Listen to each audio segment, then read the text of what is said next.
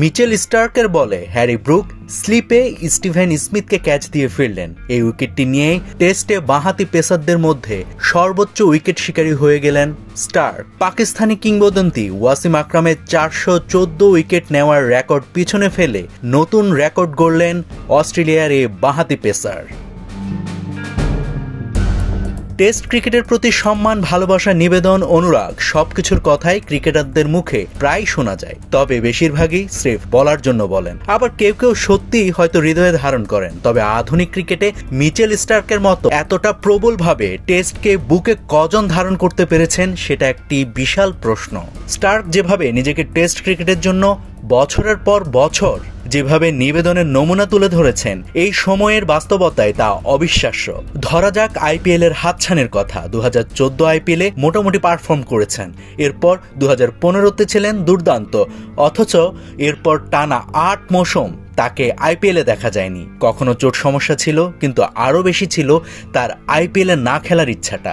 Starc চেয়েছেন শরীরটাকে স্বস্তি দিতে, আইপিএলে টানা খেলা ও ভ্রমণের ধকল থেকে মুক্ত রাখতে নিজের শরীরটাকে, জাতীয় দলের খেলার জন্য নিজেকে শতভাগ ফিট রাখতে চোখ ধাঁধানো সব পারিশ্রমিকের হাতছানি উপেক্ষা করেছেন এই সময়টাতে।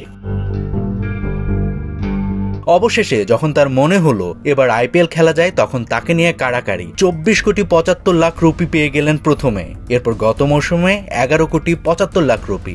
ঠিক মৌসুমের পর মৌসুম আরো কত মিলিয়ন ডলার তিনি ভাসিয়ে দিয়েছিলেন শুধু টেস্ট খেলার জন্য, আইপিএল কে না বলে। স্টার্কের ত্যাগ আরো আছে, শুধুমাত্র টেস্ট খেলার জন্য ওয়ানডে ইতিহাসের সর্বকালের সেরাদের একজন হয়েও তিনি খেলেছেন মাত্র 130টি ওয়ানডে, অথচ তার 15 বছরের ক্যারিয়ার। টি-20 খেলেছেন মাত্র 65টি, অথচ টেস্ট খেলে ফেলেছেন 102টি। পারফরম্যান্স বলছে হয়তো সামনে আরো 3-4টা বছর অনায়াসে খেলবেন টেস্ট। তিনি টেস্ট ক্রিকেটকে পূজা করেছেন, বিনিময়ে পেয়েছেন আশীর্বাদ। তাই তো মিচেল অ্যারন স্টার্ক নামটি উচ্চারিত হবে টেস্ট ইতিহাসের সফলতম বাঁহাতি পেসার হিসেবে।